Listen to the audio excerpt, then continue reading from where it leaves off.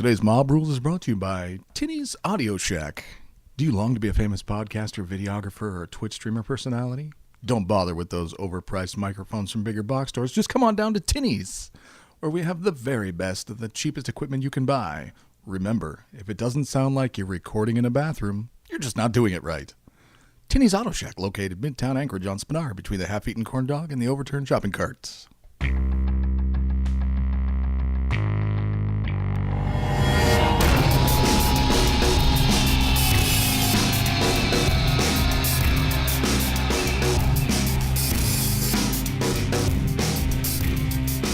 Oh, I let it go too long today. Yeah. A little too long. That's fine. I'm a little less hyped than I was a second Good. ago when you Good. played it. I live to When you played unhype it the you. first time. My heart stopped. Good. Good. Live Hype. It's a new wristband. Yeah. Live hype. Yeah. What color is it? It's sparkly. Doesn't matter. Hey, welcome everyone to Mob Rules, episode 84. I am John, joined of course by Dave. and And Danny. Yeah, and we're back again. Sorry. Sorry. Yeah. I want to point out though, I do buy all my video recording equipment from Tinny's. Yeah, I know I think that that's why they place. sponsored. Yeah. Man, that corn dog is famous. Just nobody wants it. No, not even a bear, or You know, nobody else is going to understand the reference of, you know, how crappy Spinard actually is, and the fact that there's probably a business between a half-eaten corn dog and an overturned shopping I cart. have to say, like, it's gentrified. Like, it's a little nicer now than it was. It can't be. Josh lives there. It's Joshua. True. Yeah. But every town has a seedy little corner to it. Some have more. Some have more. Some have seedy little circles. Fair. Yeah. Somewhere where a warlord titan lives. No, that's still at my house. Yeah.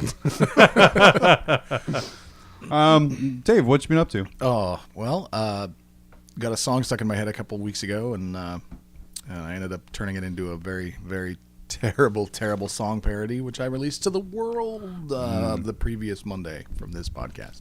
Yeah. Yeah. Little Kill Team number 5. Please don't play it. No. It's no. been stuck. No, we already had that video of me demonetized. Let's not get the podcast demonetized too. It's been stuck in my head for like 3 days straight while I was editing it. I can't get it out of my head. Other than that, I went down and I helped out at Tier 1's painting thing for Ursa for a little bit. Offered some advice. For the big con coming up. Yeah, Here, a big tournament. The big almost a GT. No, it'll it's a be major. It'll be a GT for sure. It'll be a GT GT? for sure. We're aiming not- for major. Yeah, we're trying to get it to a major. Yeah. Hopefully that happens. How do we get it to captain, though? That's where the real money's at, right? Yeah, you got to re-enlist for another year or so. I'm not Yeah. sure that's worth it. And then you have to go to Japan. Yep. Oof. Yep, you sure do. In jokes. Yeah, so that's other than working on just painting up, you know, another kill team and getting ahead. I haven't really been doing a lot of hobby stuff other than that. I mean, that video and the song consumed like a week of my life, so. And also you could unleash that hell on everyone who thought they'd left it behind in the 90s. Come on. If But in you're turn- telling me that song comes on the radio, the actual song, not the just have- parodied one, but the actual song comes on the radio, and you don't start dancing and singing to it, I'm going to call you a bold-faced liar. I just have great images of you like randomly reorganizing the shelves of our local friendly gaming store and just getting very confused looks. There was actually a Magic the Gathering event going on during the recording of it. Jesus Christ. So they were just sitting there going, "What's he doing?" And I was like, Oh, your game doesn't make you dance out of time to a 90s music song? Fucking nerds. I got an angry text from the local game store owner, Jean. She was like, "What are you doing in my store?" And I said, "I will show you when I'm done." She's like, "You better not be ruining the image of the store." And then she saw it. She was like, "Wow, this is amazing. Thank you for this." I mean, She's so nice. all you've got to do is be better than the Smash players. Ooh, Hot take. yeah. Hot take. it's not hard. So Yeah, so nice job. Everybody came out happy on the end except for me because I am the only one that looks like a fool in Yeah. the video. I remember, like, we got, like, Danny and I got these messages like, "Hey, how do you guys feel about making fools of yourselves on the internet?" He's like, "Nope. But good luck to you." Actually, Danny said, I was I'm for it," and then he went, "You want me to do what?" No. Yeah, Oh, pass. see, I kind of knew where it was because if you followed his Twitter, he'd been talking a lot about Mambo number 5, and then he made a passing reference to Well, Kill there goes Team within like monetization for this 3 episode. seconds. Yeah. And then I'm like, oh, I know where this is going. Yeah, So, I yeah. didn't. I mean, I probably sometimes I get a lot of Twitter notifications that like build up, and then I don't check my main news feed super often. Well, you have a job and a life outside of this, whereas I mean- exist solely to be a fool on the internet. So, Okay. But yeah, that's what I've been up to. I'm hoping to get working on a night for this upcoming tournament this weekend. Nice. Big old shooty boy with a big missile launcher on top. I like that. Yeah, Yeah. that's exciting. So, But why doesn't it just have a fist and a chainsword? because I want to be able to blow the bejesus out of some stuff. You wanted to spend an extra 150 points. So I looked at the BCP rankings after the doubles tournament, and I'm 75th in Imperial Knights, Nice. tied with 50 other players. So I'd like to move up and actually appear to be good at something. So if I have the Imperial Knights as my main detachment, Sure. so that's where the missile launcher went in. That 45 points kicked me over the top, so that I wasn't trying to fight with Dark Well, Angel I players. mean, Oh. good job about not just lying about the fact that that's your main detachment. Yeah. Yeah, that's good. Yeah. People who do that are the scum of the earth. Yeah. That's why I monofaction now, because no one can accuse me. Monofaction and like 120 points of dark. It was Eldar. like, what about those Dark Eldar perfect, dude? Dude, they all have the same keyword. It's fine. All right. So yeah. So Danny, what about you? What have you been up to? All right. So what have I done the last 2 weeks? Well, I played in a tournament that was 2 weekends ago, and I played Harlequins again, and I won that one, so that was good. So that's my second Harlequin win. So that was cool. Yeah. So I've been working on kind of finalizing my list for Battlezone Ursa, and I've been doing some painting and building and stuff like that. So I brought one of my Talos today to show the guys what I've been working on, because I think I might switch up my list a little bit. We'll see. You're not going to include the Talos in the after all? Well, maybe. I mean, it depends. I don't want to like give away my hand, whether or not I'm gonna do Nobody's that. listening to this, so you can That's pretty much. fair. That's fair. Yeah. Unsubbed. Yep. Well, that one's gone for good. So, and then this upcoming weekend, I've kind of been preparing because I'll be TOing a tournament. For Yeah, the I first saw time. that. Yeah. So, yeah, that's cool. That's exciting. I like to get back sometimes. That's the whole reason I decided I would play in the tournament. And I was like, Danny can't play because he's TOing? Oh. Wait, nobody can be able to stop me now. I got a shot. But what's super nice is that like before, like TOing was like pens and paper and figuring shit out Oh, and yeah. math, and now it's just hitting a button 3 times, Well, and it's wonderful. I'm sure it's a bigger step than that. I mean, I don't know. I always used a spreadsheet. Yeah. yeah. But yeah, that's pretty much. It's really simple, super easy. I'm excited. It frees you up a lot to really hound some players and really Oh, kind of man, I'm abuse gonna, like- your authority. I'm gonna like butt into games. I'm really looking forward to that. And I'm out from the tournament. When you announce the pairings, you should be like table 1, John Miller versus Danny. How did I get in here? Oh no! Oh, there was going to be a bye. Sorry, but- buddy. Yeah. Yeah. I guess I got to step in. Yeah. Isn't it not a win? Nope. If you beat have me. Yeah, if you actually have to win. You have to win now, Miller. Let's see how you do it. Anyway, yeah. So, yep, that's me. I'm done. I don't want to Oh, talk cool. anymore. Yeah. all right. Well, I mean, for right now, like Yeah. I don't have anything else going on. Yeah. All right, that's fair. I started assembling Titanica stuff. Oh, we'll get yeah. into that a little bit later. But yeah. So I got the Warlord edition, as did Danny there. Yes, I did. How much of it have you assembled? I have assembled 3 knights. So I've assembled 6 knights out of it and half of the buildings. Kind Nice. of following the step by step, just so it's like cookie cutter buildings. Sure. From my Vex sector. And it leaves still about kind of like half the sprue left to do, so I can kind of play around and try and make some other buildings. Because looking at it, there's a lot of buildings that are going to cover baby knights. My warlord's kind of fucked. What It's are the gonna- rules for getting a cover save? I didn't read the book yet.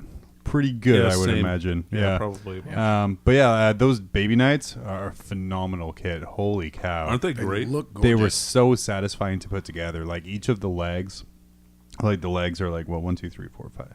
Like 8 pieces on the legs. But it's not in a way where you're frustrated that there's so many tiny little fiddly pieces because they all kind of slot together so goddamn really well. smoothly, right? The only issue I had was like the little banner between the legs and my chunky fingers trying to kind of push that one in place there. Sure. So I had to kind of use little tweezers to push that in. But okay. it goes really well. They look great. Only other complaint, I think I was talking to one of our buddies, Nate, about this, was like they give you one of each night in each sprue. Right. And I'm like, where the fuck do I want an Avenger Gatling cannon in I a know. game against Titans? Like, just give me 3 of the Meltas with 3 Melta shoulders, and we're going to call it good. But no, there's one of each knight in each box. It'll be interesting to see. After building those knights, though, I was joking as well. I think I'm going to go into competition with Danny about who can buy the most knights, because literally all I want to run now is like a field of baby knights, like terrifyingly swarming across the table towards this poor warlord. You know, That's they rad. made it sound like like knights were just not going to be able to take down a warlord, but You know, if there's 30 of something, they have a chance. well, there Just was saying there's a chance. so there's in August's White Dwarf. There's a Titanicus battle report, which is 3 knights and a warlord versus a warhound and a warlord, and the knights demolished the warhound. Mm-hmm. Like the warhound didn't even belong on the table or something. Well, from what I've read, the Warhound's there to add strategy command points, because they add to your kind of command points and your ability to do things based on the fact they're like scouting knights, and they're kind of designed to go around. So fluff-wise for that, there's a little bit of that on with the wee hounds, as I call them. Weehounds, And right? so I know there's a stratagem that lets you outflank, and it costs less points depending on what your, like, what is it, structure or mass or whatever that Yeah. is. So like sneaking, like creeding around a warlord tie-in is a lot of points. Sure, right. Well, I was going to say just outflanking the warhound, so you don't have to spend as much on it. Yeah. And then coming in on the side, because you do extra damage when you're in somebody's flank. Yeah. So there's a lot of cool stuff to do, and I know, Denny, we're super excited. We're going to be filming some stuff when we get our stuff together. We're hyped for Titanicus, and it's like, I got the box, and I'm like, holy shit, that was expensive. What do I do? But then you pick up the box, and the thing's like 30 pounds or something. It's super heavy, Super right? heavy. It's super huge. There's so much stuff in there. It was rough for me to deliver it to you, I will admit. Because once I got it in my car, I was like, I could just go to my house and open this. He's not going to be home for another 4 hours. So Yeah, the benefits of the working man. But yeah, I filmed and edited a little battle report with Dave. So much fun. We played a little bit of Connect 4, and it's like as we were filming it, I'm like, oh, this is kind of dull. Okay, I mean, it's fine. 2 guys playing Connect 4, whatever. But when you add in like really intense music in the background of anything, it instantly makes it like 2,000% better. I really appreciate the edit because I watched it obviously, and I knew who won. But as I'm watching it, I was like, man, this music really makes me seem like we're in some sort of like chess match battle for the duel. world. And my face, I'm just so intense, staring at the board, like, I try to catch our intense looks. I also like that, Dave, you got accused of cheating when I blatantly cheated several times. What? For real? For real. Oh, somebody was like, Dave probably totally cheated. Yeah, Dave totally cheated. And there was like one point Dave would win no matter what I did. So I invented a stratagem where I got to place 2 at the same time. I think I called it Fire and Fade. Yeah. Because I also pushed out one of my other ones. But we had a lot of fun. We made up all those stratagems kind of on the fly. Oh, yeah. I I wish we'd written them down because they were really good. But there's some really good. What were some of the other ones that we did there? I can't. There's a Fire and Fade. You did. I did a fortification one where I dropped 2 at once.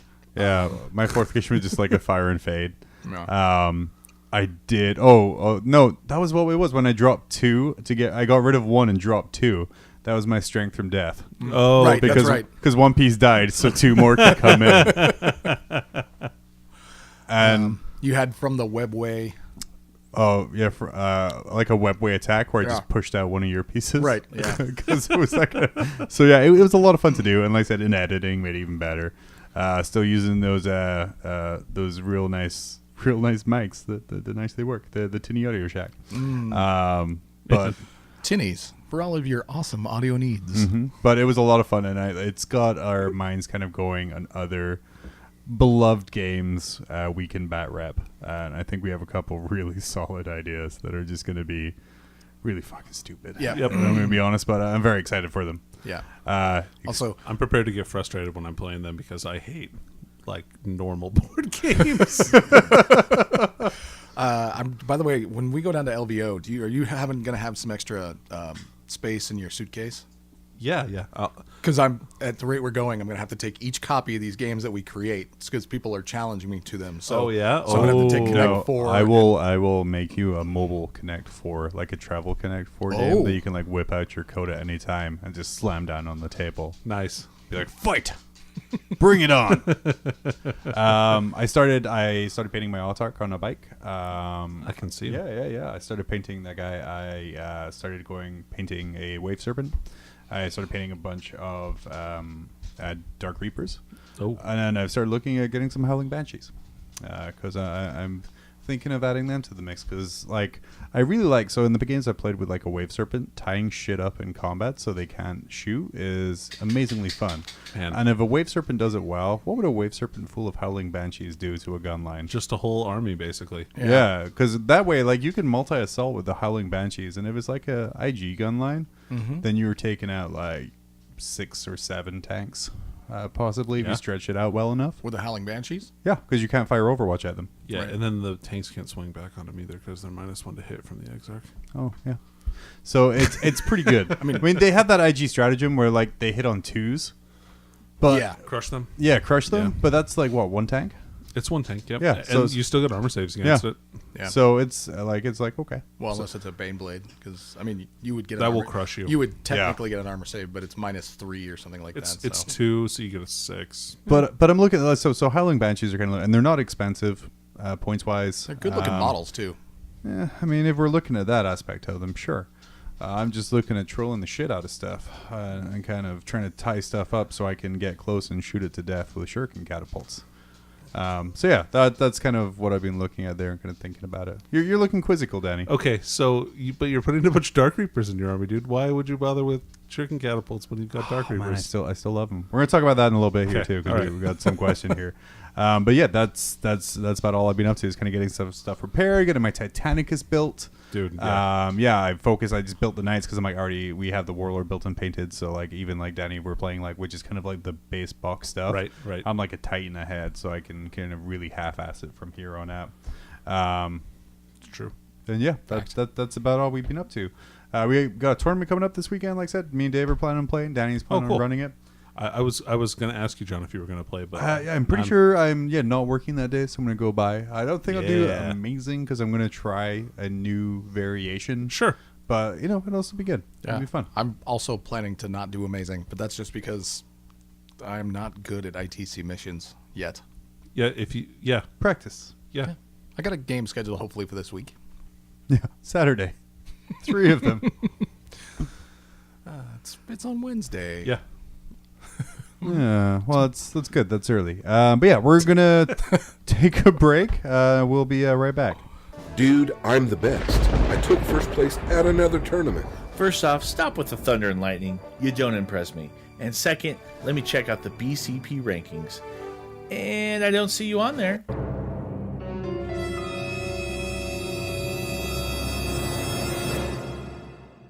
What? Your TO needs to download the Best Coast Pairings app and run events on it.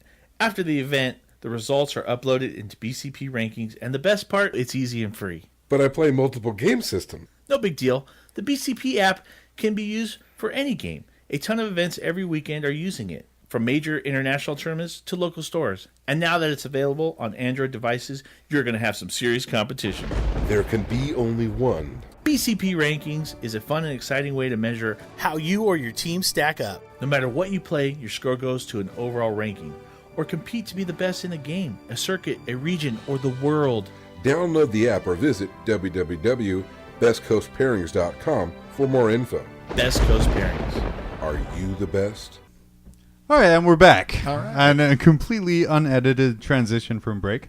Before going any further, we wanted to thank our amazing friends at Best Coast Pairings for giving us a free subscription to their subscription service. Oh, yeah. How awesome is that? Oh, that's super cool. Yeah, thank you guys. Yeah. If you haven't heard us kind of like talk about it literally every episode, Best Coast Pairings is a great tournament organizer software for kind of really easy tournament organization. Really easy for players. So you get your rounds emailed to you or come right up in the app. And with this premium subscription, you have the ability to kind of look back at everyone's lists from past event as well, which is what I mainly use mine for. Yeah, if anyone wants to see my tournament winning Harlequin list, they're more than willing to. If you want to check that out, it's definitely on BCP. Awesome. So we asked some people to share kind of what their favorite game was in order to kind of win this here. And we got a few of them more Alaska based, but I think there's some literally amazing ones right there. I'm going to go ahead. I'm going to nominate one of mine here, Mr. Greg Howard. He killed a Blood Angels Librarian Dread in Overwatch with a Twin Las Cannon Dread, rolled double sixes, wounded with both shots, and got all 8 wounds through to kill it in Overwatch. Man, what a champion! What a champion! That I don't know whose dreadnought that was. And by saying that, I mean I absolutely know whose dreadnought that was, and that just makes it so much better. Oh yeah. Like, I feel I would be pretty salty because you're like, Yeah. I'm going to charge. What's the worst that could? Oh, Right. Oh yeah, 2 las cannons hitting me. Oh, and perfect. killing I me. think Yeah. like my favorite game stories are ones where like impossible luck meets overcoming odds to just really fuck up someone's day. It's pretty good. Well, Dave, what you got? Well, I like Jordan. I like Jordan's story. I like Jordan's story for the fact that he had friends that immediately came along behind him and did just that with the saltiness. Oh man, yeah, that was awesome. Jordan's got the many years ago when Grey Knights first got their codex. He was playing in a tournament, made it to the last round of the top table against another Grey Knight player. Apparently, he was a really nice guy. And in the last turn, he managed to blow up a Land Raider with a melt-a-gun, which blew up and took out the last wound off his brother Captain, well, like they do, who got to use his free reroll, which he failed, Right. and freed up the objective, so he won. And then immediately had his buddy, who he was obviously playing, go, I hate you. Those are the best memories when they yeah, burn totally. deep. Oh yeah, It's, Deep burn. it makes me seething happy. hatred, So, Danny, so frenemies. yeah. yeah. Nepotism. What's your favorite story, Danny? So my favorite story is definitely not the one that I'm just kidding. It's that one. So Tim put a memory up of a tournament game that we played last year at Ursa, where I was playing a giant like 200 model Tyranid army, and he was playing like a 200 model like Brimstone Horror with Magnus and a bunch of Exalted Flamers army.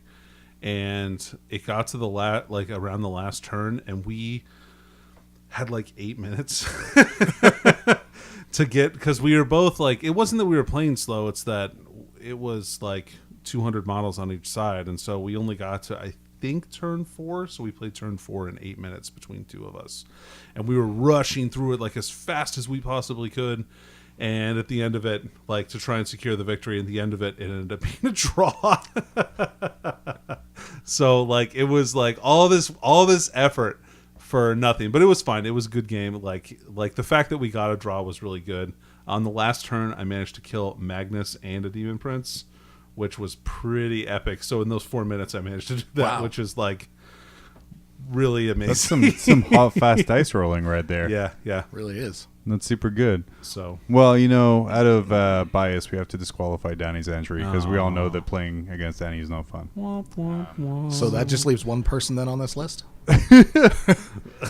all of these stories were suddenly about Danny. So no one played against me in these games. Breaking up between Jordan and Greg. And as much as I love Greg's story about double last cunning dread ruining the experience of one dreadnought, I really enjoy one shot losing the entire game. And it's a very pretty rad. epic moment of Yep. fuckery and dice. and things. I'm like, oh, my Land Raider's dead. That's okay. Brother Captain Stern's there. Oh, he failed. That's okay. He has a reroll. Oh, he failed. That's okay. I have another unit beside that. Oh, Okay. Oops. like you can just put your head like for me the dreadnought kill is fuck. That's really irritating. This one is a soul-crushing loss of an entire tournament. Go from That's the true. jaws of victory to the jaws of defeat in a matter of seconds. Yeah. Called it good. And that's true 40K. So, Jordan, congratulations. You won yourself a subscription to Best Coast Pairings. Please go ahead and send us your email address so we can pass that on to the fine folks at BCP.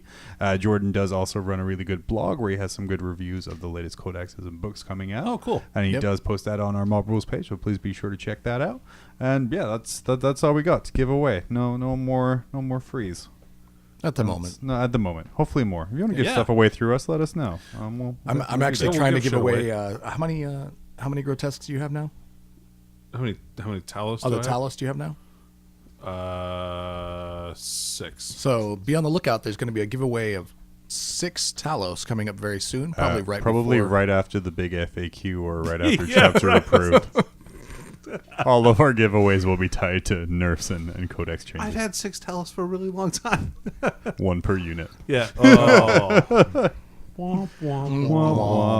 So today we're kind of just doing kind of like there's a lot of little stuff coming out right now, and I know next episode we're going to be looking into Space Wolves a little bit more in depth. We're not super cool, so we don't have full access to the codex and stuff just now, and we also going to want to cover the lore of the Fenrisian pups a little bit too. This week I kind of just want to go over some of the really rad stuff that came out that's kind of gone under the radar a little bit.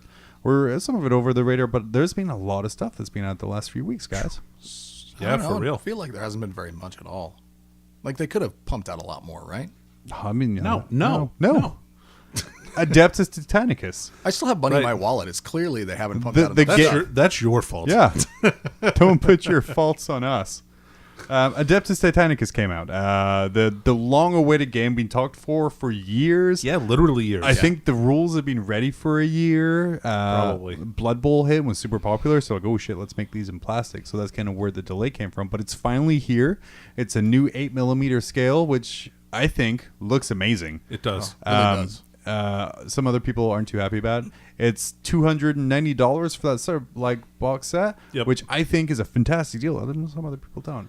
But from all of the kind of the concerns about that it was going to fail on launch, that it was going to be this awful thing, Yeah, that it was right. going to be, it sold out in like an hour. Right. If that. Yeah, the Warlord Edition sold out like almost immediately. And Danny, I know you and I got ours because I think a week before it went up on pre-order, we Right, went yeah. to our game store and like, hey, we need this. Right. Give it to us. And that's, I think, We're important. I may have said, I'm on Mob Rules. Do you know who I am? and they're like, And they're like, no. Dave?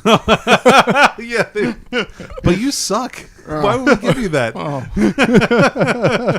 I wanted to use an example, as people were talking and complaining about how much the Warlord box set was, of saying, listen, 2 out of 3 mob rulers who received free Adeptus Titanicus stuff Right. have already pre-ordered it, Right. and the third has not pre-ordered it because that's his entire hobby budget for the month, and he has to spend it on other stuff. well, I mean, literally, if you look at it, like people like us who received a review copy, we got a chance to kind of look over the rules, look over the Yeah. kits, look over all that stuff.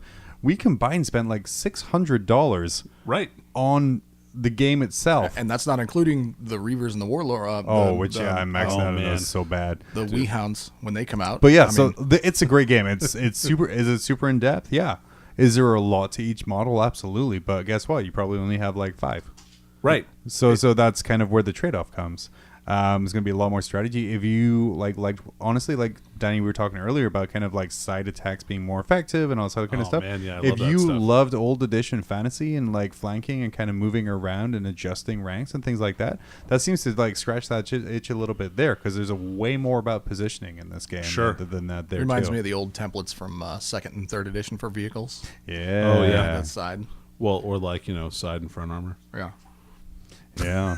Not that. That was terrible. But like, Okay, you know, sure. Oh, the Just the when templates themselves. like your rhino would be shot, so you would have to roll on a table to see where it was shot, and then you would have Sure. to roll on a table to see how damaged your bolter was. except that Titanicus isn't like that. So No, but it's super good. It Yeah. seems really high quality. Like we said before, it's being announced as a Warhammer Universe game, Which is new. Which is new. Yeah. Which is, and honestly, as Dave in your unboxing video of kind of the rules box, it's a Forge World product. Oh, yeah. Like the book is 100% Forge World produced. If you've ever, It's like Forge World quality too. Yeah. Like, I'd like Yeah. to say that because like the images and like all the pictures and stuff are just what you would expect out of one of the big leather-bound Horus Heresy books. Like it's amazing quality. yeah. So I'm like, we've been talking about this for a little bit. Is this the end of Forge World as kind of like a separate company / entity? Is this kind of like, are we seeing it kind of a rebrand to Warhammer Universe and kind of bring stuff more centrally in line? It's maybe. I mean, it could be, but it's becoming with Forge World becoming more and more like a mainstay of every game that they do. The separation is kind of making less and less blurring, sense. right? It's Like- blurring. Yeah. Their rules are in main rule books now. You know, That's their right. points are in main rule Yeah. books now. well, So- that's Books that you can buy from any local game store, which is not something normally you've had to order directly from Forge World or go to like a GW store to have. But now, yeah. like, I can remember when I bought the Horus Heresy stuff. What, 2 years ago now? And I was getting all my bits and stuff for Sons of Horus, and I ordered the books that I needed to be able to use the Sons of Horus, and I didn't reach that pinnacle of free shipping. So the only way to get over that was to actually order the Horus model. So I did that. So, sure, that makes sense. I mean, that way I could. It was was value added. It's for the, shipping. It's the worldly problem we tell our wives of. I'm at £240 for shipping. If I don't spend another $89 or £89 on this flyer, then I will be charged £30 for shipping. And trying to yeah, make that's justified. Yeah. make that equation make sense. Well, and now they're moving stock to the Oh, United yeah. States. So, like, once that gets going, like, who knows how the shipping is going? Now, It's probably going to be way more reasonable. Man, we've transitioned to Forge World here, but that's okay. Negative side, Sure. they are switching to localized currency. Yeah, that could cause a little bit of inflation on their products. Because I remember Yeah. going to LVO and Right. I bought my Skitash Wraith Knight at LVO, but I'm like, oh shit, this is like really expensive. Because what happens is, start of the year they set their prices, and that's their prices for the Right. convention circuit, right? So I think, and I don't think they're going to be like, oh, we're going to adjust it every 2 or 3 months for inflation. So No. it might hurt a little bit at the start when we're looking at kind of existing kits we're used to getting for like a certain cost. Sure. But we'll probably forget about it within a few months. I think so. I don't know. I feel that way. Yeah. I mean, For the ease of ordering and the ease of like Oh, shipping, yeah. like it's going to be so much. well, so the only thing that worries about me about them moving some product over is some of the more common stuff. Yeah, it's going to be there already, but otherwise you're going to have to wait for it to go to them from the UK for like some of the more obscure things. I think they'll still go Maybe. direct from the UK. I think they use like old shipping methods. You think so? I think so. So, or like, I mean, they may. I don't know if they're doing production here in the United No, States. just No. storing, I believe. Just storing? Yeah. Okay. Because of the Oh, man, level of skill required to properly cast, Okay. I think. Well, if they had the equipment there and they could just move the molds over. I mean, it's not like I mean, they I have almost guarantee someone would freedom the hell out of those molds into their basement pretty quickly. well, first off, we'd have to take a road trip, John. well, they aren't doing that with the plastic stuff. I'd freedom the hell out of the plastic stuff. We should move to Memphis. No, we should not. Yeah, no, that's not. It's like one of the most dangerous. Anyway, It's a silly place. so yeah, But yeah. So I am really hyped for Titanicus, and it's like Same. it was tempered a little bit moving up to the release. It was kind of a little unsure, but since opening that box, holy crap! I'm very hyped. the sticker shock value was for real, right? Sure, because it like, was. and I saw that and I was like, and it made me like do a second guess it. I was like, well, do I really want this? And then the answer was resoundingly yes. Of course I want this. Like, what am I, stupid? Like, you've been waiting for this game forever. Like, I Yeah. totally want this, and so like it was worth it to me. Yeah. So I feel bad because I talked somebody out of buying the Warlord edition because he already doesn't game with anybody ever. Okay. Okay. And I said, listen, just buy a Warlord by itself. You don't play with anybody. So save that box set for somebody that is going to play with people. Do you mean I could have bought Baby Nights at a cheap retail price and you screwed me out of that? Nah, you'd have gone to the Lore 48 for it. Oh, okay, that's fair. Only $35 for 3 of them is not terrible. Yeah, after I leave here, I'm going to go pick up a box. I Yeah? gotta For go. real? Oh yeah, I saw some conversions today that I really want to do. I gotta Nice. go buy 6 boxes. Well, I think that's a good 6 army. boxes. Oh my god. I need 5 boxes for what I want to do Yeah, because it's 20 15 for a warlord, isn't it? Doesn't 20 it balance out to 15 nits for a warlord? I don't remember Yeah, what their points are. Sure. Well, but the thing is, wait to build them because I'm sure weapon options are coming. Yeah, I did. Where's the fun in that? Yeah, they're only $35. I just buy more when weapon options come. Who buys boxes and doesn't open them immediately, build them right away? Me. Me Also a me. lot. Yeah. Also me. You should look at my hobby closet. It's full of boxes of stuff that I need to build for a competitive army that I haven't yet. So The long-awaited new 40K RPG was released this week. It was first released at Gen Con for attendees there, but Wrath and Glory finally came to Drive-Thru RPG in a digital form. Yeah, and people who pre-ordered the RPG got the free digital copies. So I've been kind of poring over that this week and kind of looking at where role-playing's going kind of in the 40K universe. And let me tell you, it's real hype stuff. It's very exciting. Yeah. Denny, did you get a chance to look over that book at all? I have not yet. did you pre-order it, Danny? I did not. I also, I totally forgot to pre-order it. Yeah, and so I'm gonna buy the electronic version here. Yeah, this week. it's $30 for Yeah, the electronic that's one. really It's inexpensive. really inexpensive. It's super I'm sorry, good. affordable. Don't devalue the product. No, I'm gonna put a spin on it. Right? Oh, Yeah, okay. I don't want to say it's cheap. Go. It's affordable. It's affordable. But I That think was quite a spin. You like that? Yeah, it was there nice. is dozens of races and dozens of classes, and you can, if it's pretty much in the 40K universe and not a named character, you're able to kind of make a character out of it. Can I play a Kroot? What's that? Can I play a Kroot? I don't know. So- who the fuck wants to be Who a Tau? cares? Who cares about Crew? Not Who even wants to be Tau. a parrot? Not even Tau players care about Crew. They're not even a kill team. Crew team. I am Crew. So my Inquisitor, Jig Hor, Eisenborn could I could do that because he's not a named character. I mean, I feel we can just talk. I'm going to insert a really Right. long, uncomfortable pause. It's gonna be Right. really hard for you to put that Space Marine on his palming his eyes forehead gif into the actual podcast. I mean, I feel people know it's there. Yeah. And then that's all that really matters. But some hype stuff coming out of it. Objectives in an RPG.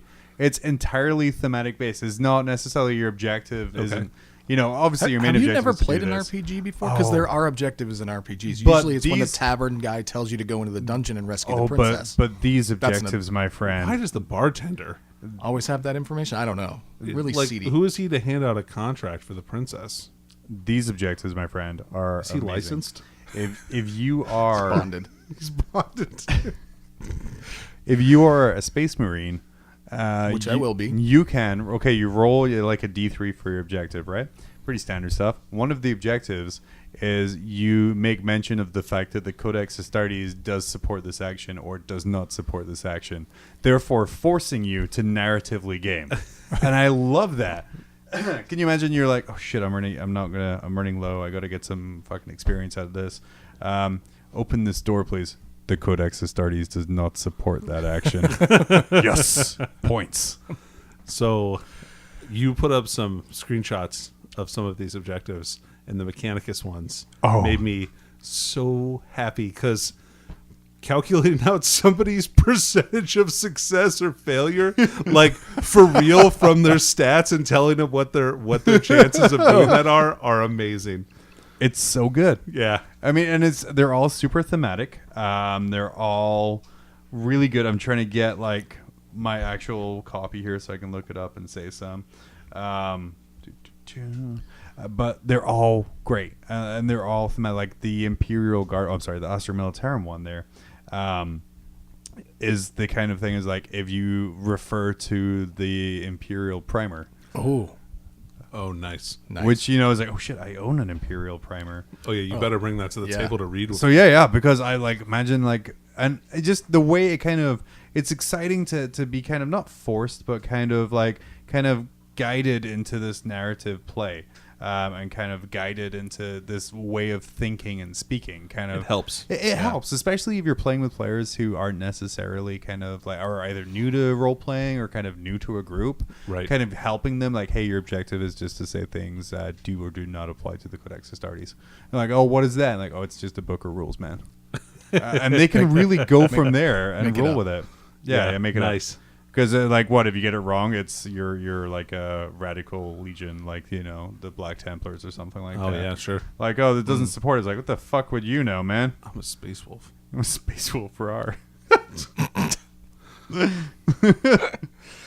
Oh man, where are you? Open. Oh, here we go. So I finally found it. Man, I'm fully prepared. He's locked in, folks. I'm locked in. I'm ready to go. He's fully charged. But yeah, 458 page book. I'm at about 8% battery. That's okay. That's why that's funny. You like that? I did. I like that a lot. It took me a second when you said it, but I got there at the end, and it was a thrill ride from start to finish. Thanks. If you guys are wondering, there's a facepalm gif right about here. Yeah. For everybody else, that was an erection joke. If you didn't get it, That's okay. There's pills. I'm for helping. that. I'm helping. You're helping?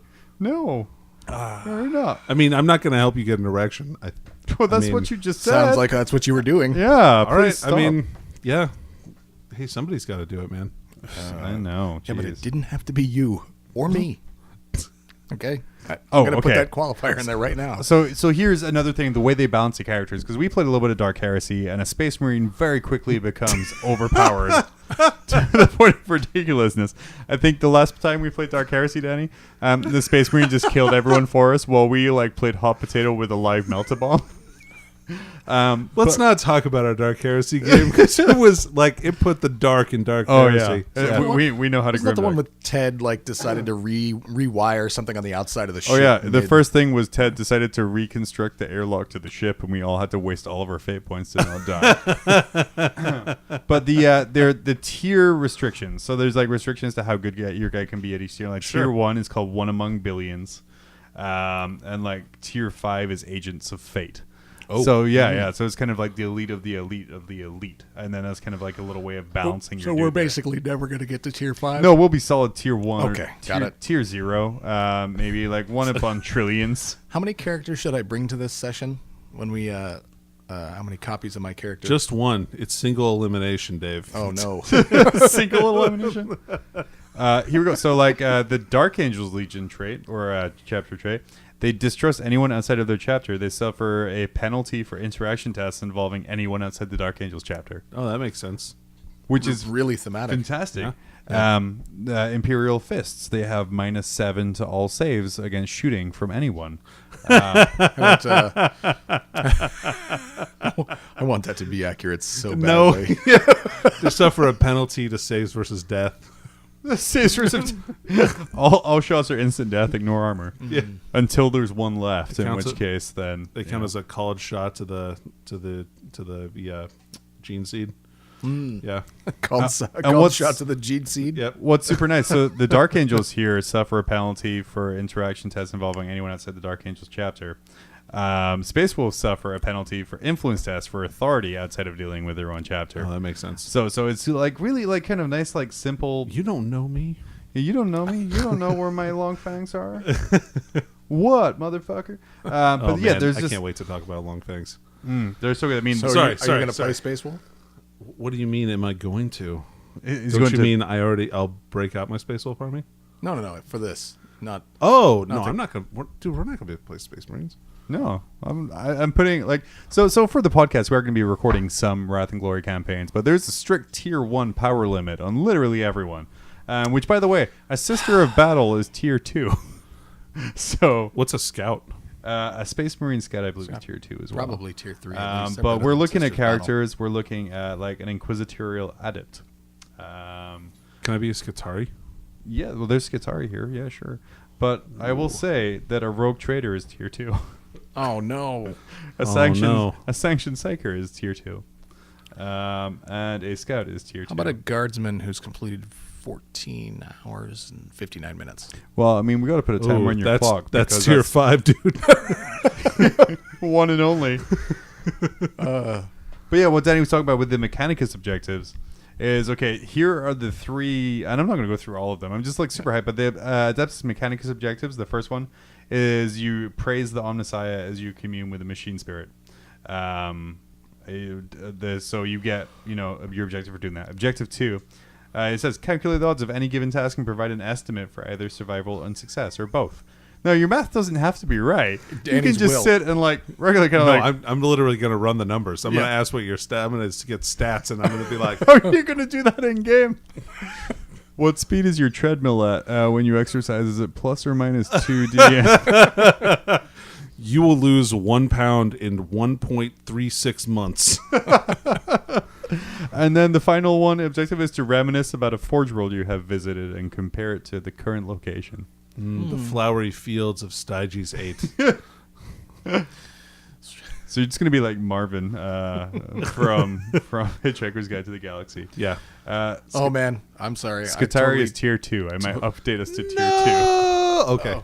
Totally misheard the wrong Marvin, and in my head, The Marvin the Martian? Yeah, I would totally. It's like you're gonna be Marvin the Mar. I was like, I really want Danny to do a Marvin the Martian accent the whole time. Yeah, I'm succeeding her. I feel that would be a pretty accurate tech priest, though. Yeah. It would be the voice of Marvin the I agree. Martian. Or I hate that they all sound like metallic or kind of like robot-y. I like to think their only humanity they kept there was their ridiculous voice. It's really a good thing that I'm not planning on playing Scutari, because I would literally just find and download a bunch of modem noises so that every time I had to speak to somebody, I would just hit the play button on my little recorder. Oh, sorry. Hold on. Let me turn off my binary. Okay. My favorite orc objective when you are an orc is sincerely express a desire for brutal, uncompromising combat. Now, if your GM's a dick, the word sincerely is going to screw you over hardcore. I hope you're ready to get some bruises. Yeah. Because Get your mouth real sincere. Obviously, we're going to be, when we do this this record for the supplemental podcast for this. Orc boys are tier 1. what? Yeah. Oh, come on. 1 in a billion, bro. Sounds about right. Sounds about right. So if you're 6 points or under, you're tier 1. Let's not take it. Let's not make that Gene the Stealer friendly call. looking game store advert. So obviously, unless we're all orcs, none of us are going to be orcs.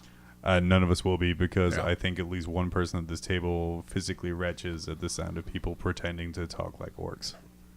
The irony, I understand. I don't know if it's just me. Is it just me? No, it's also me. Okay, Oh, so okay. 2 of Cool. us. Yeah, it's only 2 of you, because I fucking love it.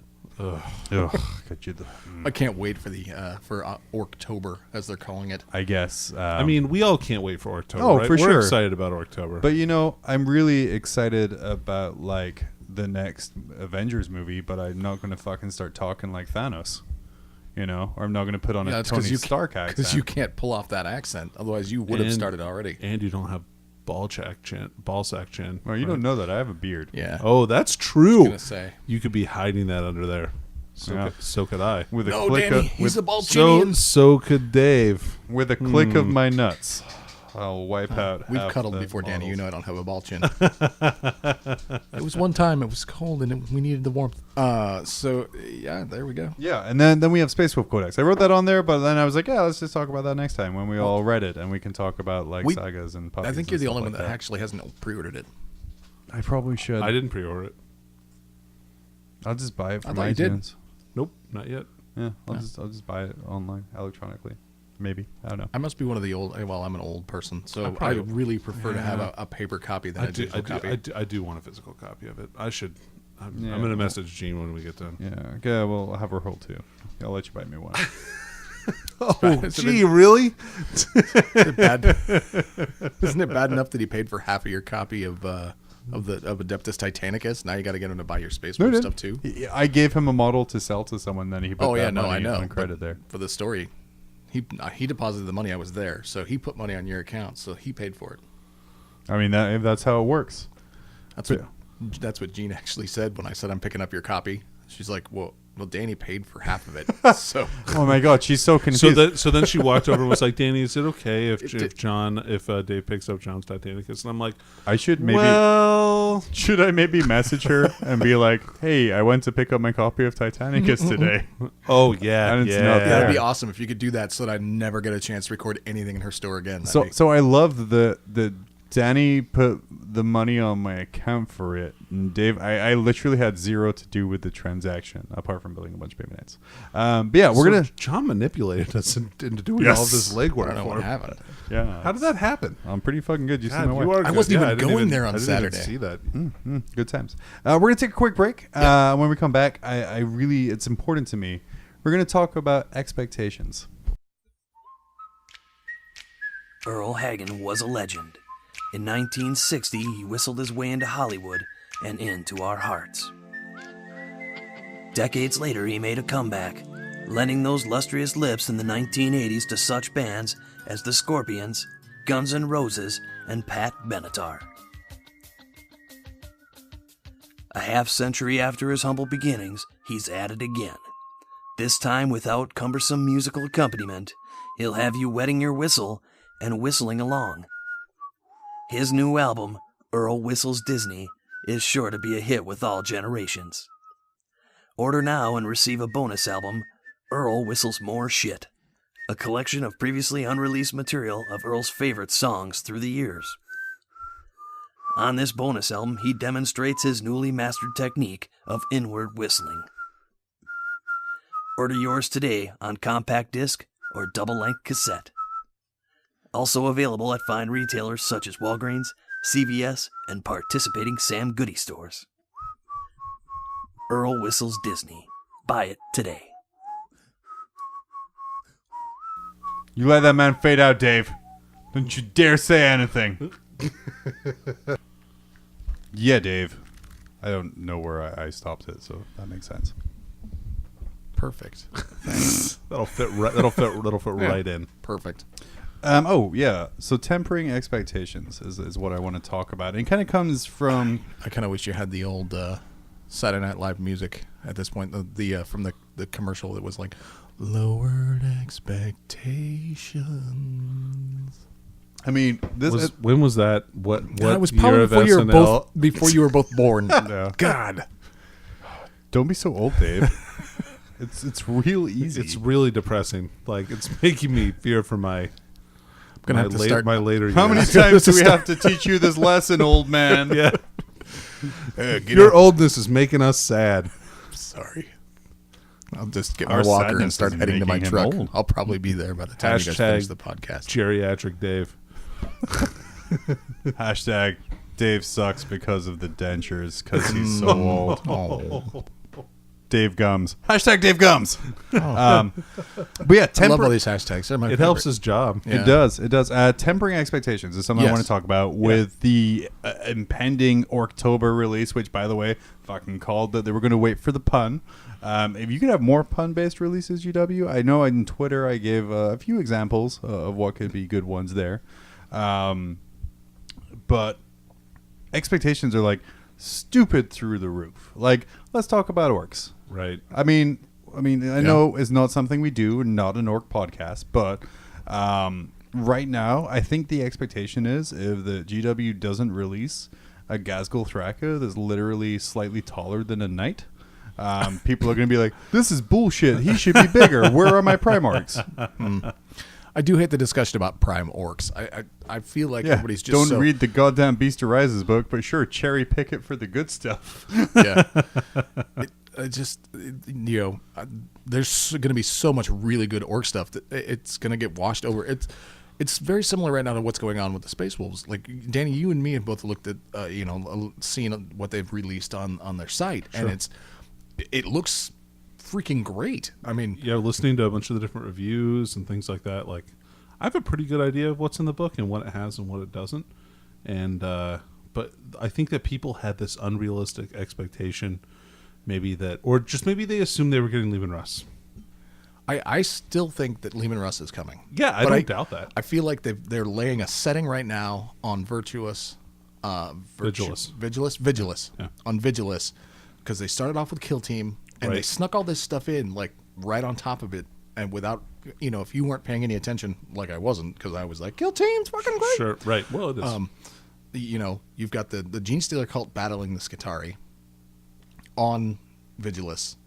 And now you have the Space Wolves coming to Vigilus to take on the full cult in their new box set, Teeth and Claw. Right. And they're setting this really big setting. They have also mentioned that it's a huge part of stopping Chaos incursions directly from the warp, because there's a direct line that the Imperium uses to go out that way and do other stuff. Sure. I feel like there's going to be a big showdown there again, kind of like a gathering storm. And I have a feeling that Russ is going to come galloping out of the Eye of Terror, 10,000 years older, and old man. Maybe like 6 minutes wiser, Yeah, because he's still going to be pretty angry. I'm right. sure he's gonna be pissed. Going through kind of like my favorite little Facebook group here, my Warhammer 40k for Whiners. Things I'm seeing. I watched the mini Wargaming review in full. Saw that Wolfen dropped 9 points per model. Not excited for Codex Wolfen. And like, if you take that apart, well, no, they dropped 9 points per model like 8 months ago in chapter approved. Right. So they're just the same cost they've been for the last 9 months. Because people are just automatically comparing it to the index, right? Right, where we're in this kind of phase of 40k where you have like chapter approved updating yearly and kind of things kind of being slowly adjusted. I have someone else here.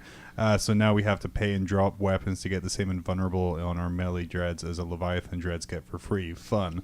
I'm like, well, yeah, but you say free. A Leviathan dread's like 120 points more base. At least. Yeah. At right? least. Because you got to take like 200 points of guns. Right. Sorry, your invulnerable went from 3 up to 4 up. And there's just this idea that if your codex comes out and it's not game-breakingly good, then there's failure. Or if you don't get an entire new model range every time a codex releases, then that's failure. Right. And I think it comes from like the past, and it's an unfortunate side effect of like the past 2-3 years of GW's like PR campaign of being more open, kind of releasing more stuff, doing more weird things like the Deepkin for Age of Sigmar. Sure. Even the Nighthaunt range for Age of Sigmar, the leaks for the previews for Sisters of Battle, kind of really going out there and going like full force, is left a lot of people going like, oh well, what about me? I still got this stuff here. Yeah. But there's nothing wrong with your armies. I mean, if we look at the Space Wolf book like you guys were talking about, that's still a really good book. Those sagas are amazing. They're awesome. There's some really good builds in there. And again, it's another book that's not mono build. It continues the long line of GW as dropping units from the book that they don't have an official model for. So that's where we see things like Wolfguard Bikers going away.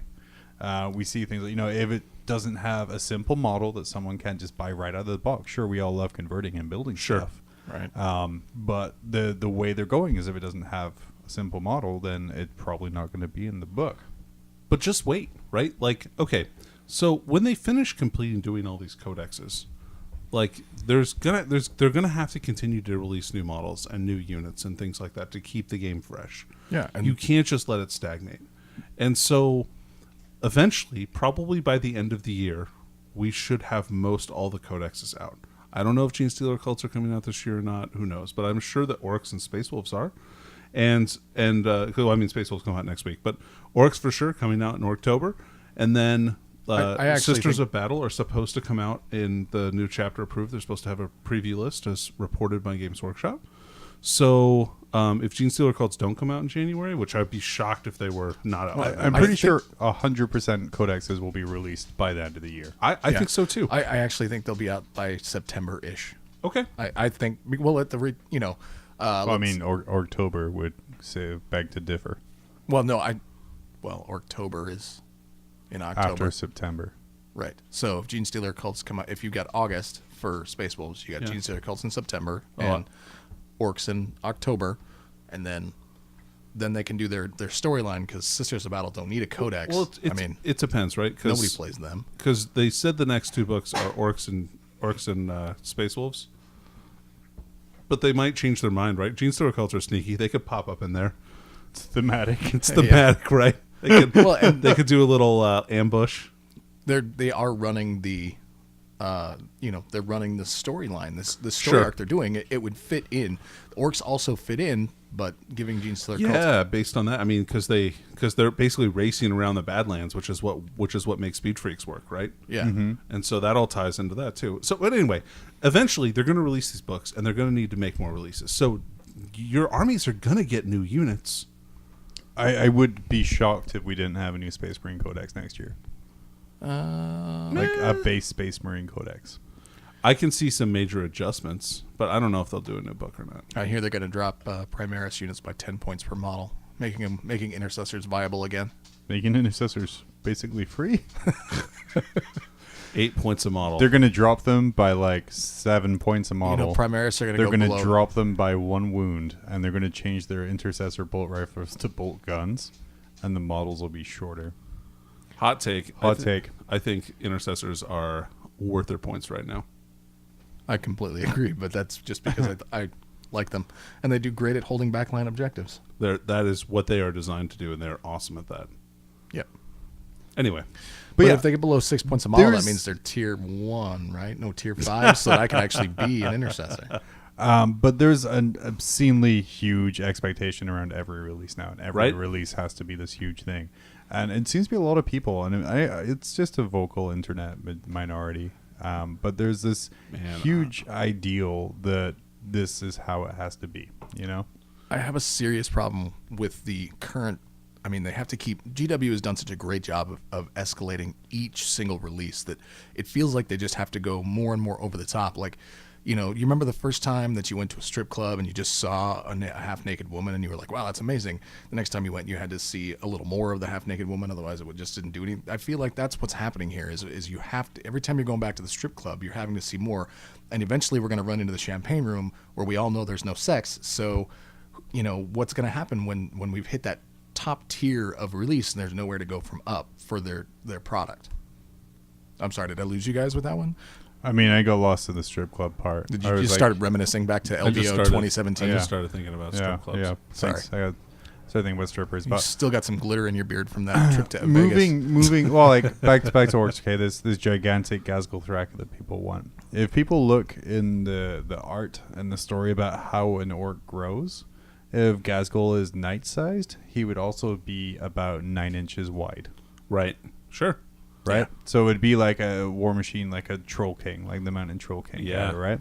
So it would be, I think, obscenely huge, and then people would be like, "Oh, Ghazghkull is great. Look how big he is. Oh, he's a character over 10 wounds. He fucking sucks." Right. Right. Because he's just going to Yeah, What he's the gonna hell? get shot. So like, it. I would like him to be about Guilliman size. I'd like them to release a Ghazghkull that's about Guilliman size. I He's feel about like Guilliman size right now, maybe a little shorter, but he's pretty big. the actual old metal model. Yeah, the old resin guy's pretty tall. Gilliman's just standing on some dudes like Yeah. he does to get his fame. He's just Imperial Standing on the Prize. backs of his Captain of his Morganing off of lowers, a rock yeah. like he is. onto a Black Legion die. Torso. It's bleeding all over the rock. But yeah, so like I said, there's a lot of complaining. Anyway. Yeah, it's So stop it. Yeah, stop it. Just enjoy what we have. I mean, it's real simple. Like when people like GW puts all these like goodwill posts and be like, "Here's our preview of Space Wolves," and like one of the replies is like, "Yeah, good for wolves. What about my Sisters of Battle?" And they're like, "Motherfucker, they told you when they were Yeah, coming. they literally It for the first literally time said ever. 2019." Yeah, they literally came out and said in 2019 you are getting new plastic Sisters of Battle, and the internet broke for like 20 minutes, and then everybody went, "Is it 2019 yet? Where's my sisters? Why can't you release them sooner?" Just sit back and relax. The fact, we came from that GW that didn't reveal anything, and like I said, now that they're revealing stuff, you're seeing less leaks, and when you see a leak, I get kind of offended. I get bothered by it. Because I don't. It means there's going to be a high quality preview up on Warhammer Community within like 2 hours. but I mean, you force their hands. Like Sure. the Speed Freaks release happened, right? Who's to say they were actually going to preview Speed Freaks at Fest? They could have done it later. The video that they put out, I felt did not meet their normal quality. That first video that they put up to be like, the little car what's it ad? gonna-" Yeah, the car Man, ad. I with the really old car. liked that video. No, I liked, liked it too, it a but lot. it didn't have the same high level of He got to hit an old buggy with a wrench. a wrench that was duct taped to something. Yes. I just feel like the video was quickly put together like, what can we do, guys? Let's do something. And, Duncan I feel said, sorry for the "Could we guy hit it who had with to a put together like a old school orc buggy. Like, hey, we need this in like 5 minutes. Shit, okay. Make sure it's dry, and then it shatters. That's why. right?" So Use here's the super buggy. glue. Do you need it for a painting tutorial? Nope. Smack. But you know what I mean? Like when they did the leaks happened for Rogue Trader back in March, April, Yeah. somewhere back there. The release video they did for that had high quality and good editing. It was obvious that it had existed. Like they had, But it's planned still on super releasing it at weird some point in because time. it came like that Rogue Trader is an expansion for Kill Team. Right. And they were like, oh, here's this video for this expansion.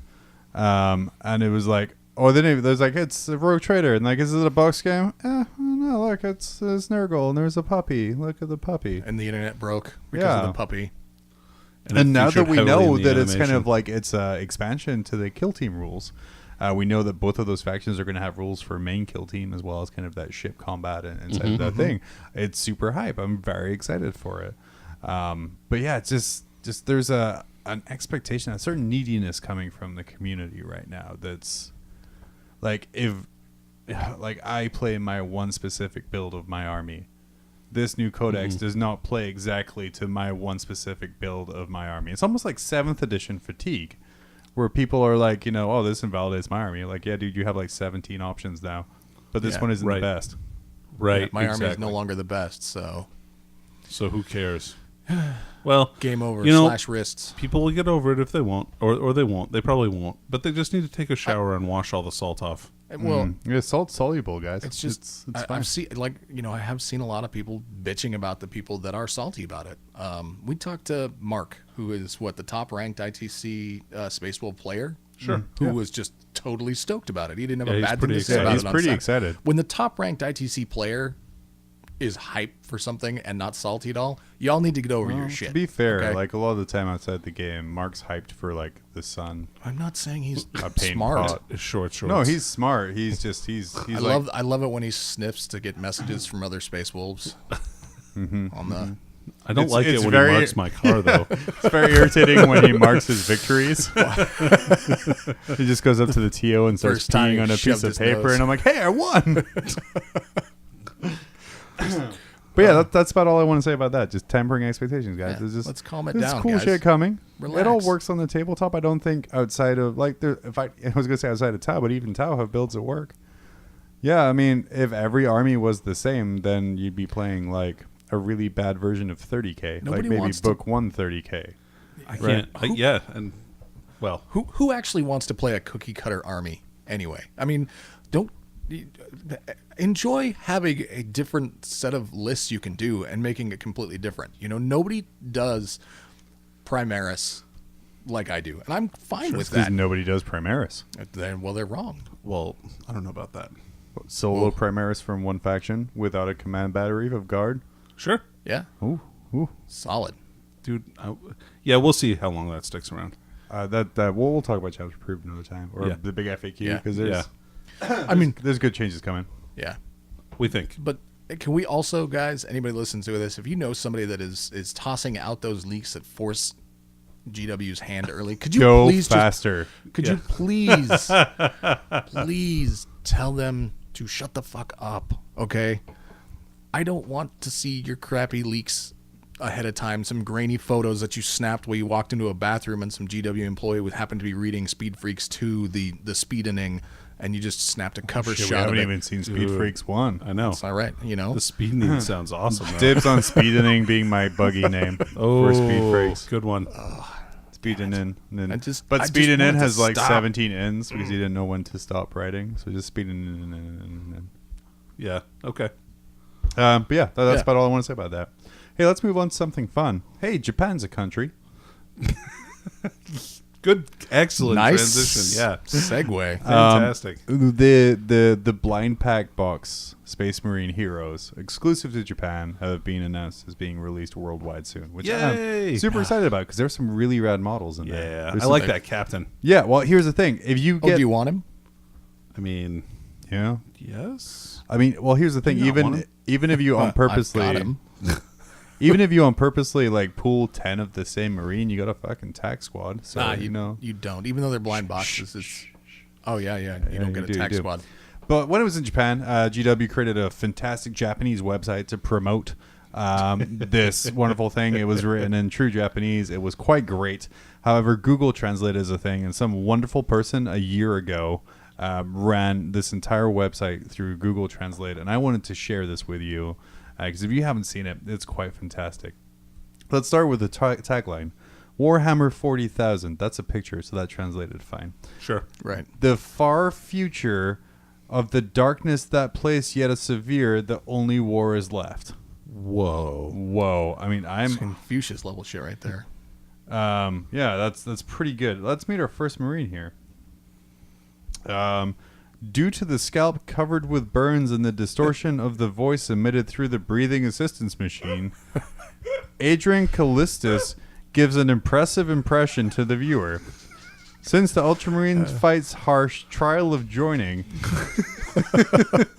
he has extinguished flames as his weapon. Callisto is familiar with Framer's handling, and it is possible to sweep out the heterogeneous group by the spectacular flame radiation. When the enemy's rush in hordes, their irreplaceable ability will be needed. Wow. His Epic. quote, okay, you said Epic. the quote from him, "Our heretics will be the fire of purification of His Majesty the Emperor. I will burn myself and body with this flame." So wait. Are heretics? Yes. Like, Yeah. like they're ours? Ours? They're belonging. And he's going to burn himself for being a heretic? Yeah, like literal Japanese translations. that you know what though? In the fluff, that makes sense. If That he's makes a sense. heretic. Yeah, I mean, But loyal, he's gonna salamanders, burn bro. himself. Yeah, he's going to burn himself. Hey, let's meet... translated as lettuce gain. Misses. After familiarizing himself with a heavy weapon in a squad, by acquiring proximity battle in an ambush squad, Lettuce Gain found her new own career. Her? Yep. Tactical Squad Tactical Marine.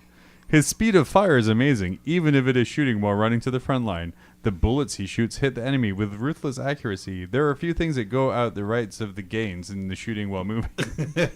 Indeed, in the final charge of victory, he is often at the forefront of it. His quote, "My brother, you know I shot 3 shots while you were firing 2 shots, but the number of enemies that my bullets will beat will not fail as high, or fall as high as yours." What? I'm inspired. So hold on. First of all, let's talk about gender pronouns.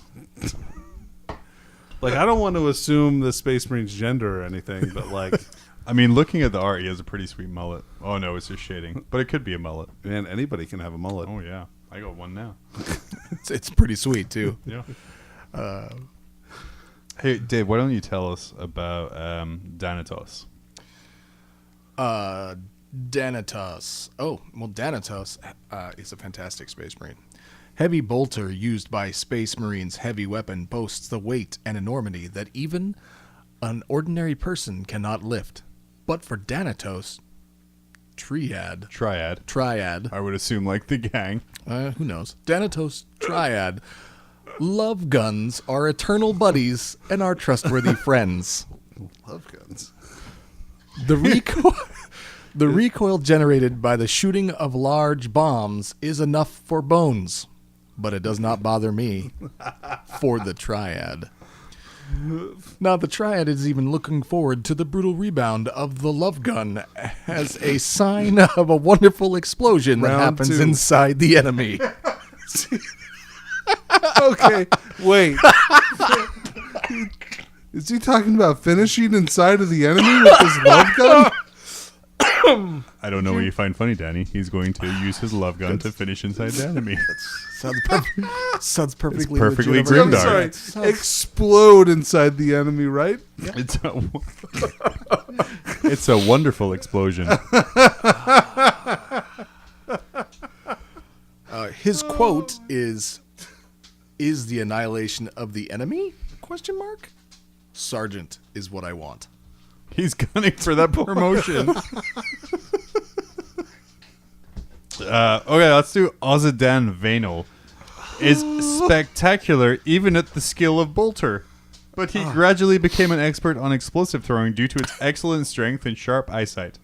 He became an informal grenade soldier of the Savisa squad, throwing a flag grenade into an enemy group with unreliable precision and disabling the enemy with its explosive power. And the Vanual and his compatriots advance from the moment when the plume is not clear, sting the enemies with enemies by bolter. His bio quote? His bio quote. A messy gangster, a small gift from Ultramar, let's end your suffering forever.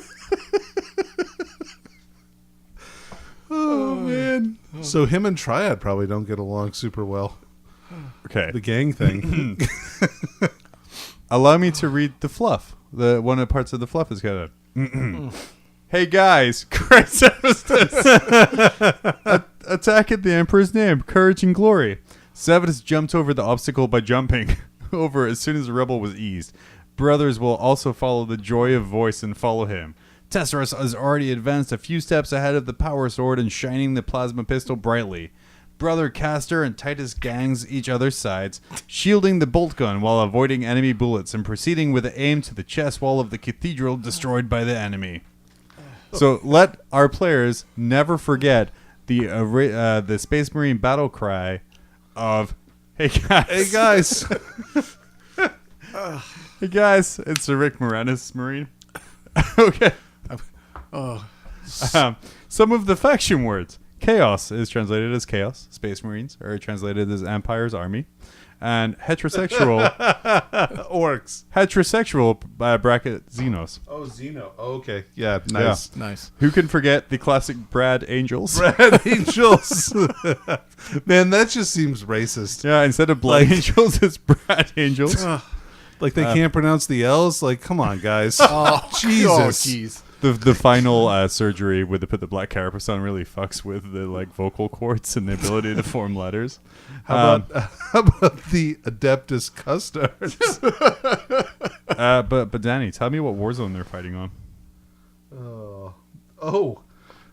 It's one of the most volatile war battle zones in ever. It's the Milky Warfield. After the guy fires his love gun, that's what the whole battlefield looks like anyway. So when Cadia ripped apart, the Milky Warfield filled the galaxy. Oh, God. There's also a breakdown on the website of the various war zones within the Milky Warfield. So there's more than one. There's Damocles. Crossing the world in contact with the Damocles Bay, the troops of the Empire joined their courage and exterminated opposing races. Against them, Tau's invading army brings about more rapid death than any threat that the Emperor, because it's in brackets, right? faces with its advancing technology.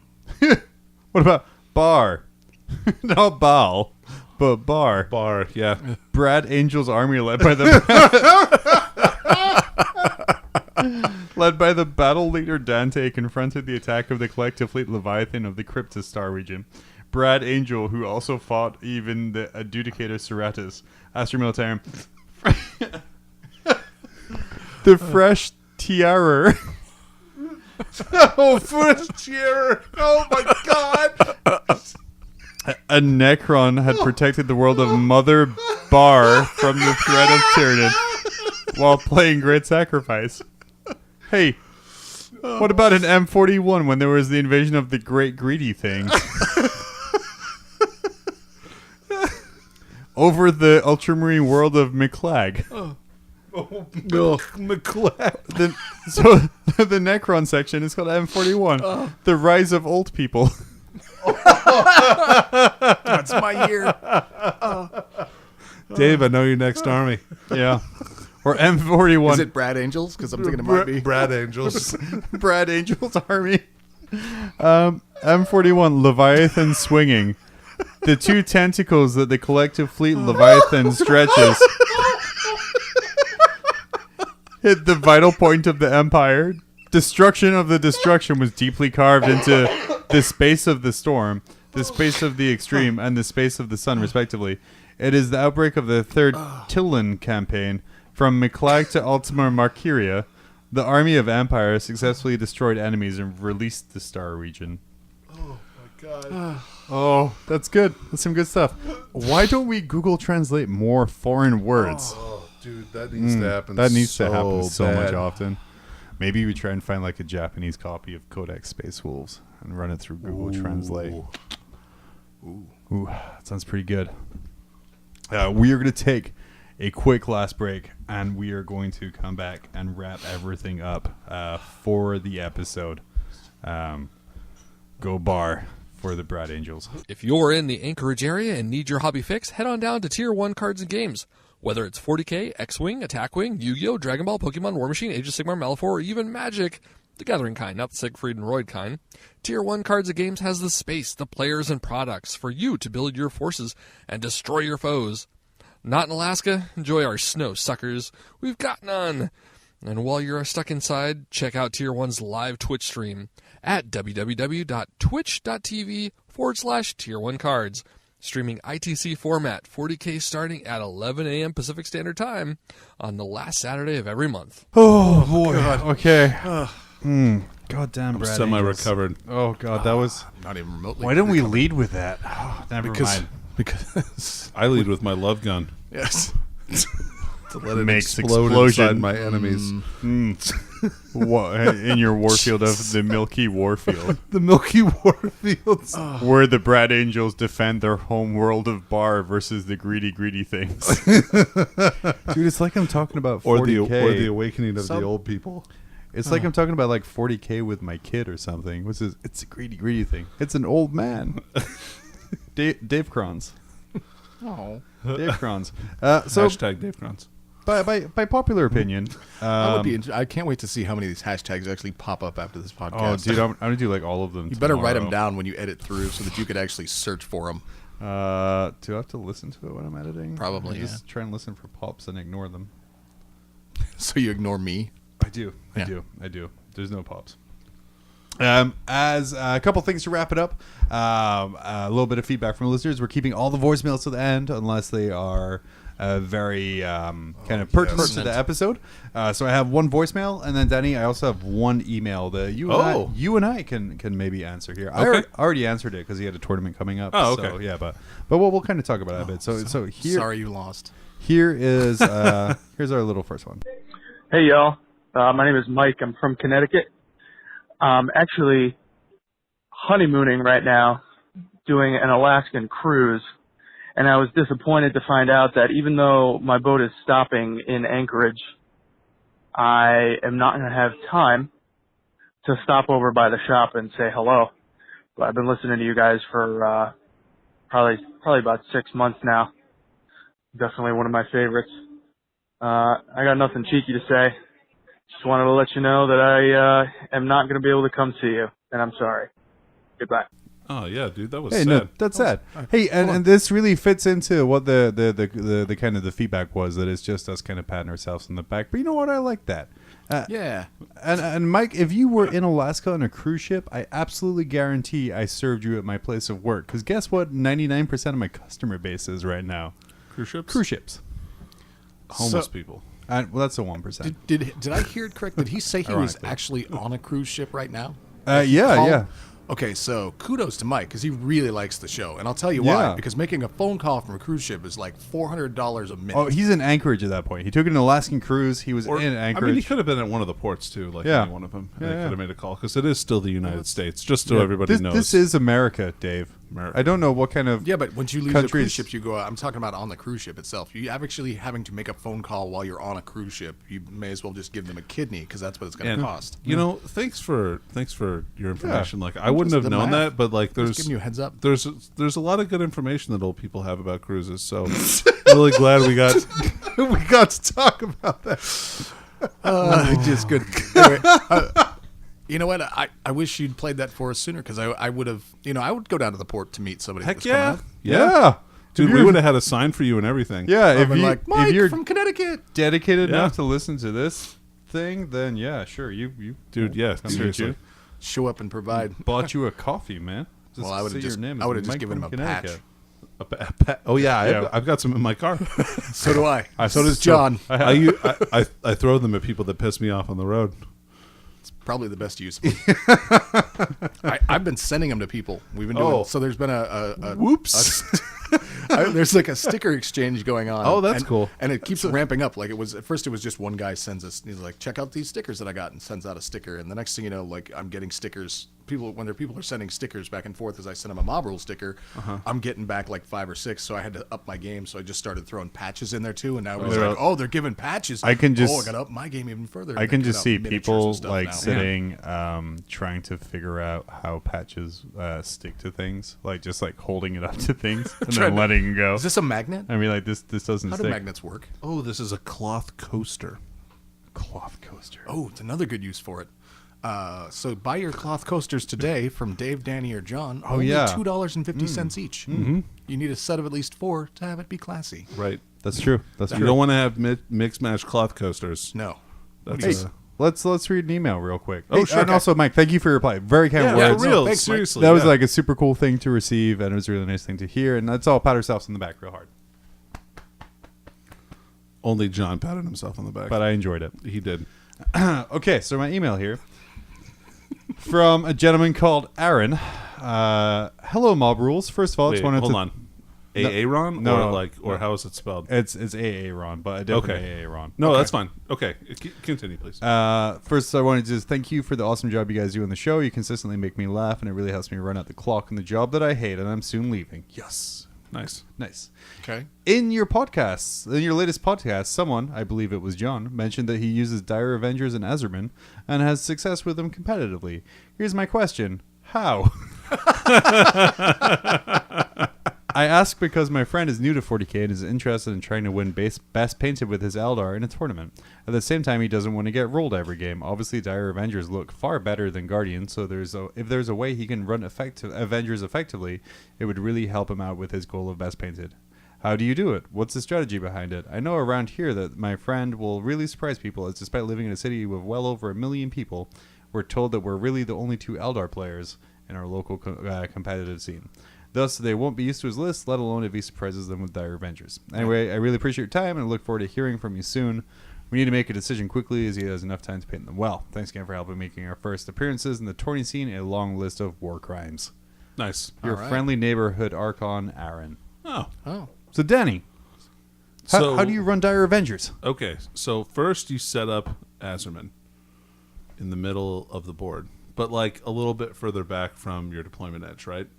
And then around him, like the spokes of a great shuriken, you put your squads of Dire Avengers in lines. Basically, you want to keep the Exarchs within 6 inches of him, and or within 6 inches of the Farseer with the Elatok Warlord trait, or Exarch or I'm sorry, Autarch or whatever else, right? So that they all get a 4+ invulnerable save from Azerman. And if they're also a Elatok, then they're -1 to be hit. So it makes them really durable for even being toughness 3. And then you can do things like you can cast Protect on them if you want to give them a 3-up invulnerable save for the entire unit, which is pretty nice. And if they're within 6 inches of that Autarch with the Elatok Warlord trait, then they're going to get to reroll once to hit, and they're going to be fearless so they ignore morale tests, which is huge. Yeah. So like my Dire Avenger half my army is like 1,000 points, pretty huge, and it's like Danny said, it's about 45 Dire Avengers spiraled out like spokes within 6 inches of the center blob of an Autarch, Farseer, a Warlock, and Azerman, and everyone's within 6 inches of everyone else pretty much. Azerman again gives out that great bubble. The Autarch gives out rerolling once to hits, and it gives out the fearless, which is crucial. It really helps just make it a really irritating blob to go away. The Warlock and the Farseer, you're going to want to use the Seer Council stratagem on them. That gives them a +1 to cast. Sure. And then you're going to want to pick something within 18 inches of all your Dire Avengers that you want to die, and you're going to cast Doom on it. Yep. And then you shoot it. And Doom lets you reroll to wound.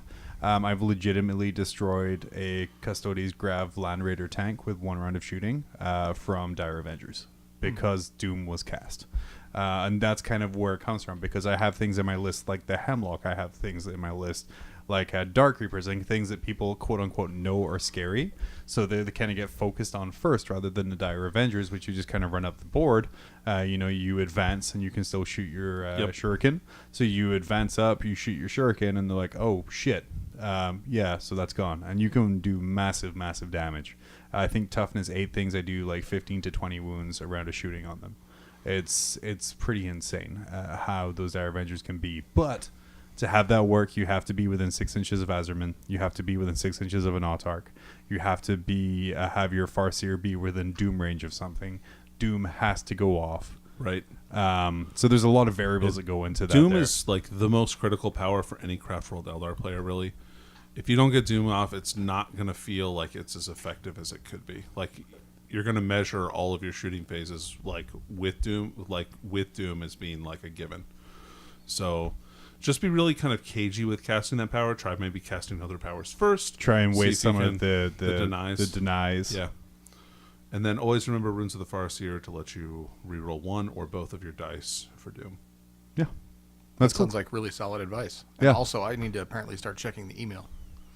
Yeah, you do. Because there's probably been like 16 or 17, how do I play Primaris only emails. There is one for every Primaris main player in the world in this email account. So none. So there's none. Yeah. What I told him was that he came back and he was going to take 20 Avengers, Azerman, and Autarch, and Eldrad casting Doom.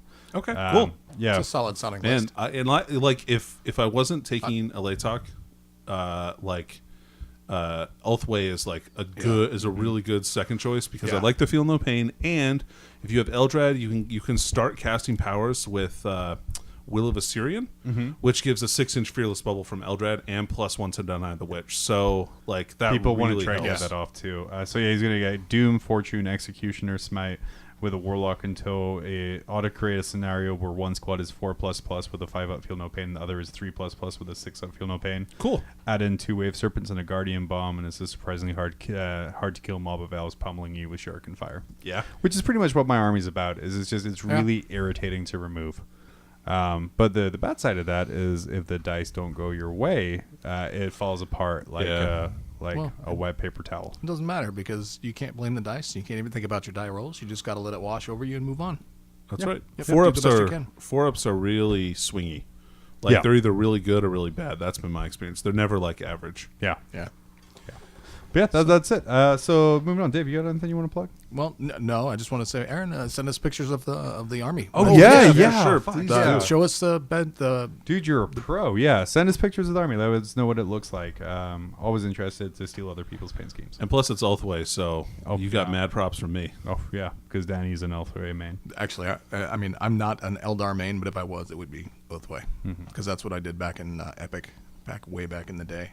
Because it was so easy to paint. Not in scale with Titanicus. Exactly. I can't even use my Imperator Titan. Oh man, are you kidding? You know how easy it was to paint those back in the day when I was a kid learning how to play Tiny Epic? You'd spray paint black, helmets orange, done. If you think your paint scheme was easy, Dave's 30-second tutorials. That was Tabletop Plus Epic Edition. Dude, I got 2,500 points of Epic Eldar finished in 6 seconds. It was beautiful. I have a lot of white scars. Yeah, for Epic. Anyway, sorry. Yeah, Danny, what do you want to plug? So I haven't received my shipment yet, but this weekend I started painting on my Harlequin bikes, and I started to cut out of masking tape various diamonds, and so I got to about cutting out and putting on the 3rd diamond, and I was like, nope, this sucks. I'm not doing this anymore. This is for the birds. So I ordered a stencil from Fallout Hobbies. So I'm really excited to get that in the mail. They work super good. Yeah, that's I've heard some really, really good things. So I'm excited to try that out and make that work for me. Yeah. I want to shout out to Green Stuff Industries. Oh, yeah, that's a good one. Green Stuff Industries make basing easy with their rolling pins. So they have kind of rolling pins that have industrial grates on them or cobblestone or things like that. The industrial grates, you just essentially use it like you're making sugar cookies out of green stuff. So you roll it and prints it down, and then you have all of these great bases. Another thing you can do is if you have blue foam board, if you use the cobblestone one and roll it across, then that leaves a cobble imprint on top of the foam cool board. So it's really good for doing dioramas and things like that. I tried it with some of the like the metal grating and things like that, but it's not kind of deep enough of an impression to really last. But yeah, their range of rollers is super good quality. And yeah, is if you're basing your army all at once, just roll out some green stuff or some sculpting putty or whatever you're using, and then you can have some really nice custom bases, super cheap. That's awesome. Yeah. But yeah, aside from that, I haven't got anything. Dave, you don't? I got nothing this time around. You know, thing. He wants to plug the Mob Rules Facebook page where you can see such quality content as Dave singing a wonderful parody I don't want to plug of that. Kill Team Number 5. Nobody should go there. And Whip Wednesdays. And Whip Wednesdays, Work in Progress Wednesdays. You know what? I really like Whip Wednesdays. I love the interaction of seeing what everybody's saying. Terribly, it forces me to do something, which is what I need sometimes, is that little push. Speaking of which, it's your turn for Whip Wednesday. It is my turn. So yeah. Ooh. 2 days ago, I posted something, and it was epic. Huh? Oh. Huh? Oh, I see what you did there. Yeah. It was a titanicusly good thing. Yeah. Lost it. All right, let's end this thing. Yeah, so hey, thank you all for listening once again. We'll be back next time with Space Rules. So for Mob Rules, I've been John. This is Danny. And I've been Dave.